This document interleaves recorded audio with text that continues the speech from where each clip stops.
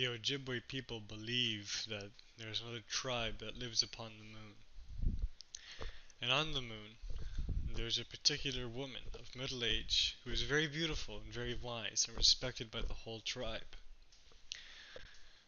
She has two relatives, however, that are supposed to love for her and care for her.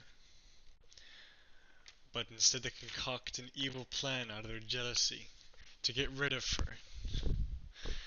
They decide that they're going to push her off the moon. With a great shove, they soon execute this plan, and she falls off the moon. She keeps falling and falling and falling, further and further and further, down, down, down. She eventually reaches a lake, and when she makes contact, she starts sinking deeper and deeper and deeper. By the time she reaches the bottom of the lake, she thinks it's over. However, she goes through, and she falls some more and lands on Earth. Later, a few Ojibwe tribesmen find her, and they bring her back to the tribe, and immediately they make her a wigwam out of the finest wood they have.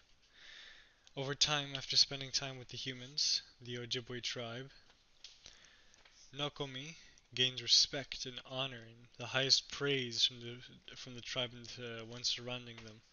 She gains lovers for her amount of beauty, and after a few months, she becomes pregnant. She gives birth to a child, a daughter, one single child. She names her Winona. Winona is like her mother, very, very smart, very wise, very beautiful.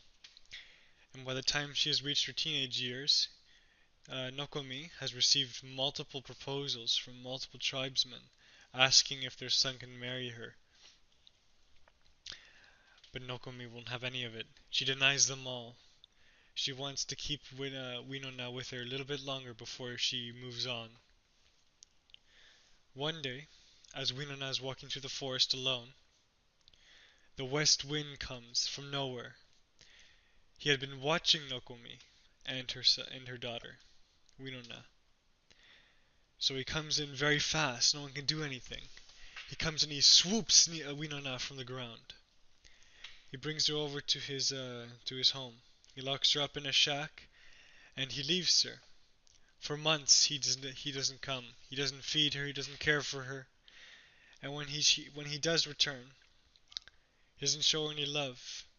He doesn't give her any food. She's just day by day locked up. And then eventually, an eagle flies by, and he sees Winona stuck in the shack. And he flies over. What is it, Winona?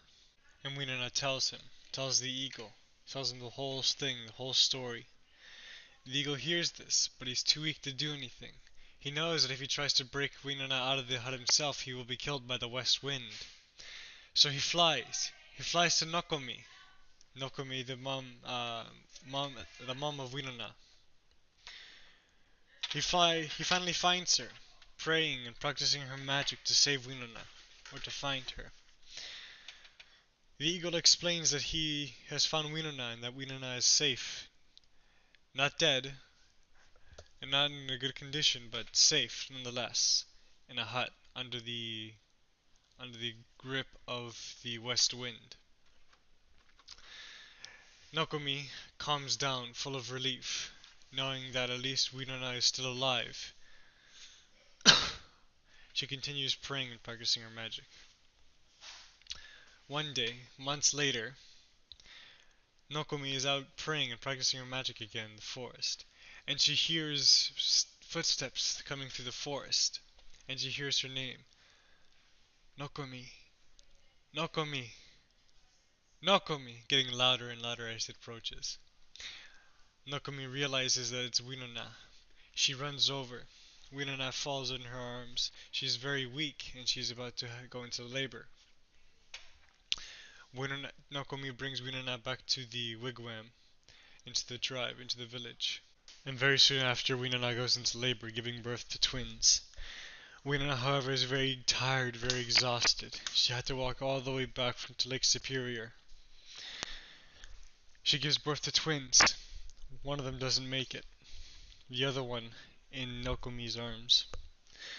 Winona, very tired and exhausted from her journey, faints and dies in the process. Nokomi takes the baby and embraces it in her arms, feeling very sad, responsible, and guilty for Winona's death. She goes into the tent, holding the baby in her arms. She puts him in a pot, turning and grieving back to Winona and feeling very responsible. 1 day, 2 days, 7 days pass. Winona is still dead. Nikomi can't do anything. She's still grieving over the loss.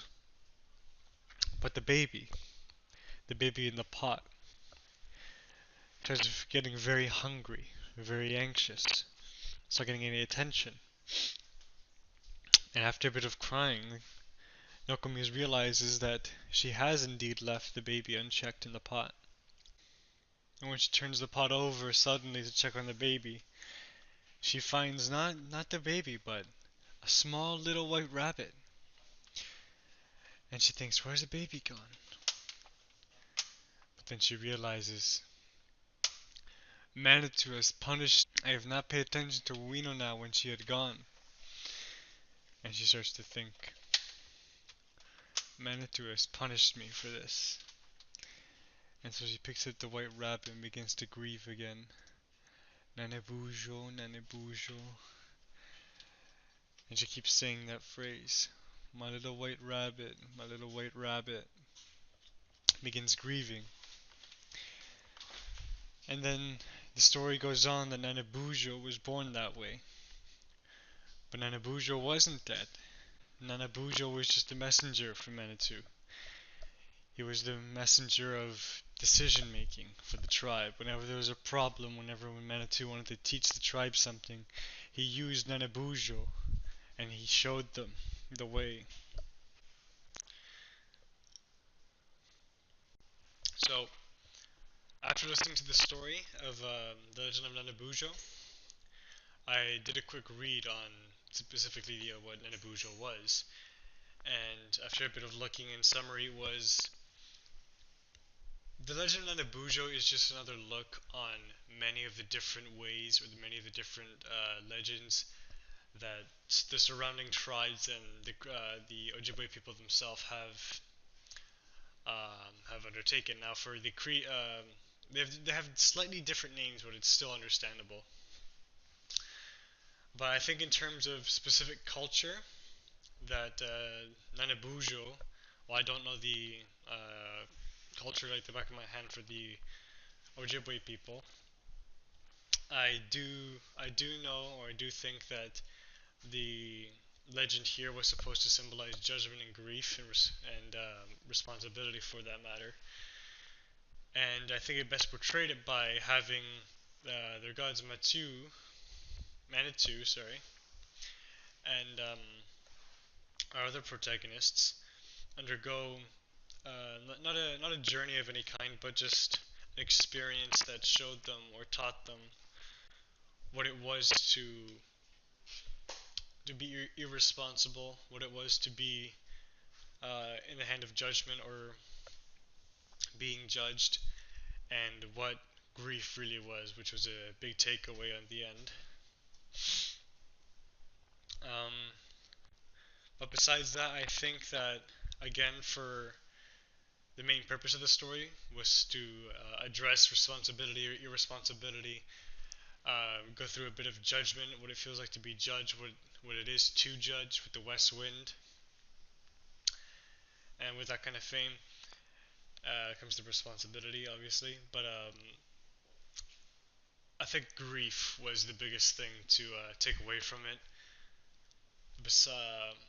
especially on the end where we have most of the climatic things happening, and how that connects to real life. Well, we all have all the tribes had certain messengers, and I think if you want to stretch it a bit, I think we all have a certain messenger that comes to our lives at a certain point that helps us learn something or teaches us something, or maybe it's an experience, just like the legend portrays it, not necessarily a person. Now, once you go on to the role of the activist for this story, I don't think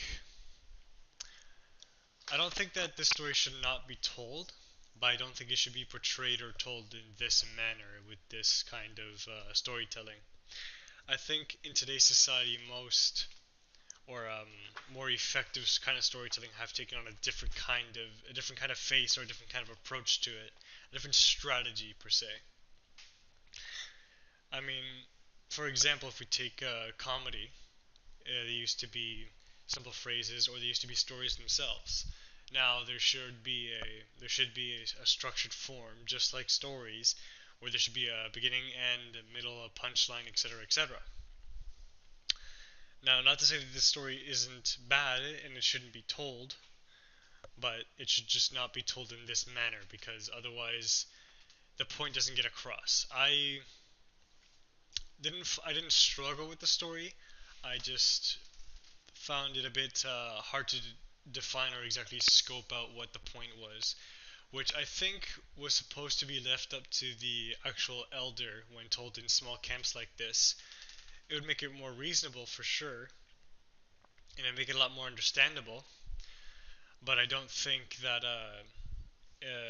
the story is in any way bad whatsoever or a bad story, just ineffective in getting its point across. And for the second point, which is should storytelling be kept at all? Now, I've chosen the title Once Upon a Time for this short piece because, yes, I do think storytelling should still be a common thread in human society for a few reasons. First of all, with Once Upon a Time, this is the beginning of usually a fantasy story, something of a dream. We see it a lot in movies like Shrek, for example, which is mainly a story about a man or a thing undergoing an experience in his life that is arguably unsatisfactory or unsatisfactory. Sorry, and it was for this reason that a lot of people, especially me as a kid, I dreamed up a lot of adventures or a lot of hopes that I've had. So I don't think storytelling should be eradicated in modern society. I think it's useful. Maybe not as useful as telling adults, as most of the time they're transformed into movies and blockbuster films that we enjoy today. But I do think that it is still especially important for at least children or people that are or would be otherwise unfortunate enough not to have that kind of experience or that kind of knowledge in life so far. And besides, I think storytelling entertainment is still very exciting and very fun, especially when you combine it with very good visuals and a whole consumer section of popcorn. But besides that, in conclusion, I think that no, storytelling should not be eradicated, but I do think that it doesn't hold the same value or the same importance it does in our society as it used to.